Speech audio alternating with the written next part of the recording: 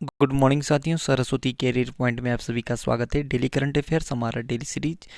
I hope कि आप लोगों को अच्छा लग रहा होगा और आपकी तैयारी भी बेहतर हो रही होगी। चलिए शुरू करते हैं आज का करंट अफेयर। उससे पहले चैनल को लाइक कीजिएगा, शेयर कीजिएगा और अपने दोस्तों को भी चैनल से जुड़ने के लिए रिकमेंड कीजिएगा ताकि उनकी भी तैयारी बेहतर हो सके। ठीक है, चलिए शुरू करते हैं। आज का पहला प्रश्न,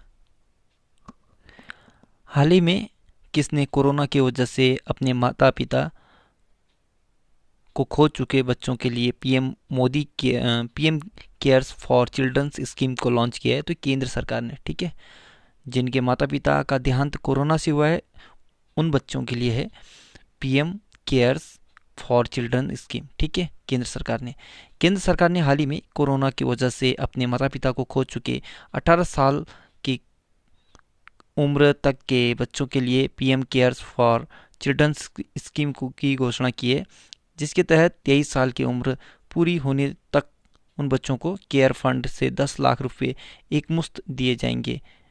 सरकार इन बच्चों की पढ़ाई का खर्चा भी उठाएगी। ठीक है, अगला पॉइंट देखें। विश्व के सबसे बड़े म्यूजियम लोबारे, ये फ्रांस में है, इसकी पहली महिला अध्यक्ष कौन बनी है? तो ये लॉरेंस डेस कार्स। ठीक है, तो ये इसके बारे में पढ़ें।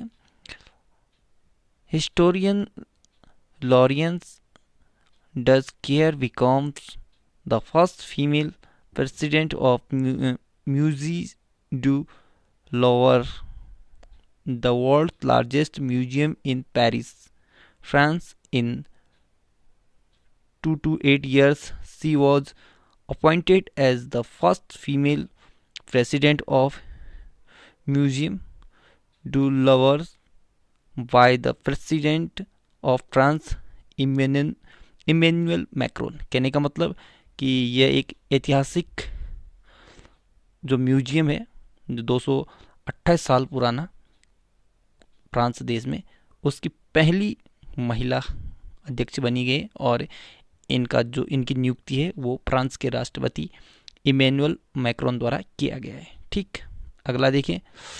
अमेरिका आर्मी की पहली महिला सचिव किसे बनेगा? ठीक है, इंपॉर्टेंट क्वेश्चन है।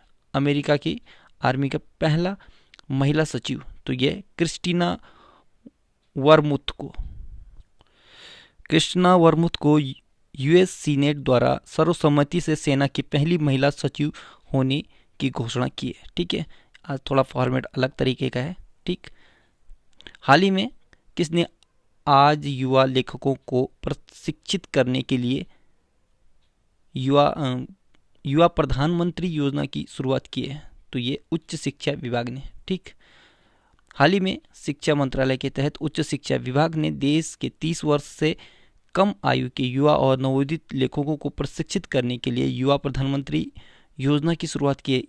इन लेखकों को प्रशिक्षित करने के लिए एक लेखक परामर्श कार्यक्रम आयोजित किया गया है, जिसके द्वारा पढ़ने लिखने और पुस्तक संस्कृति को बढ़ावा दिया जाएगा। केंद्रीय तिब्बती प्रशासन के अध्यक्ष के रूप में किसने शपथ लिया, किसे नियुक्त किया? तो केंद्रीय तिब्बतीय प्रशासन के अध्यक्ष के रूप में पेन्पा त्सेरिंग ने अध्यक्ष लिया है, मतलब सदस्यता ली है। ठीक है, Penpa Tsering was sworn in as president of the central Tibetan administration, the Dharamshala based Tibetan government in exile.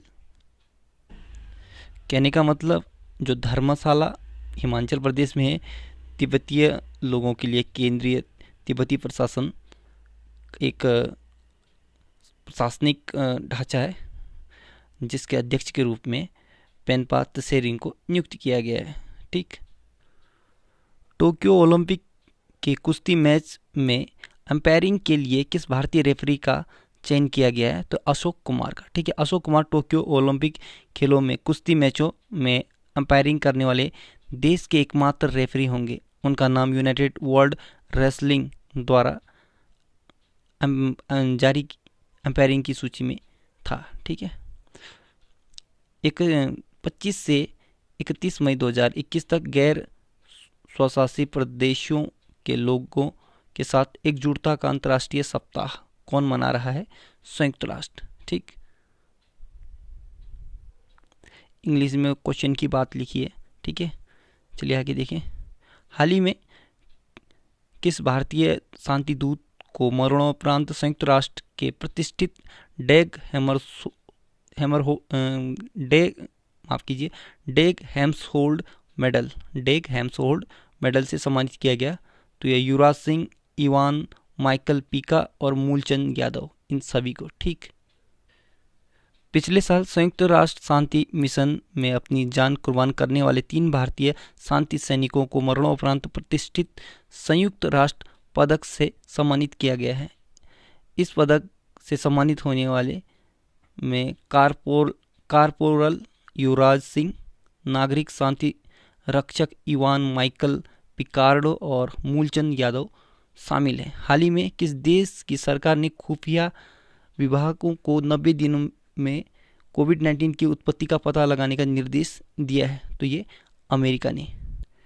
America के राष्ट्रपति जो बाइडेन ने कोविड-19 वायरस कहाँ से निकला है और वो कहाँ से फैला है, इसके उत्पत्ति के बारे में एक स्पेशल यूएस इंटेलिजेंस एजेंसी को मतलब ये निर्देश दिया है कि अति शीघ्र इसके बारे में जानकारी जुटाया जाए, जो अभी चाइना के जो एक लेबोरेटरी से निकला हुआ मानते हैं। ठीक, हाल ही में किस संस्थान ने इमारतों के ऑटोमेटिक क्लाइमेट कंट्रोल के लिए एक स्मार्ट विंडो सामग्री विकसित की है? तो ये आईआईटी गुवाहाटी ने। ठीक, आईआईटी गुवाहाटी के शोधकर्ताओं ने इमारतों के ऑटोमेटिक क्लाइमेट कंट्रोल के लिए एक स्मार्ट विंडो सामग्री विकसित की है। यह अध्ययन solar energy material and solar cells नामक पत्रिका में छपा है। यह स्मार्ट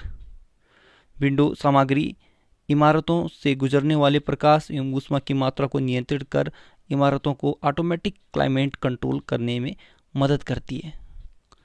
हाल ही में अलका रघुवंशी का निधन हो गया है, वह किस क्षेत्र से संबंधित थी? तो ये लेखिका थी। ठीक है, कलाकार, कला समीक्षक, लेखिका और दिल्ली के सांस्कृतिक क्षेत्र में एक लोकप्रिय चेहरा अलका रघुवंशी का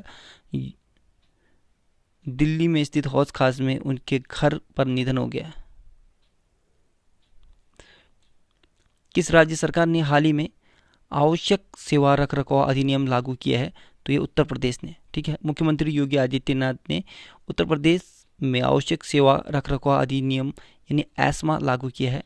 यह अधिनियम राज्य सरकार के सभी विभागों और निगमों में 6 महीने के लिए हड़ताल पर रोक लगाता है।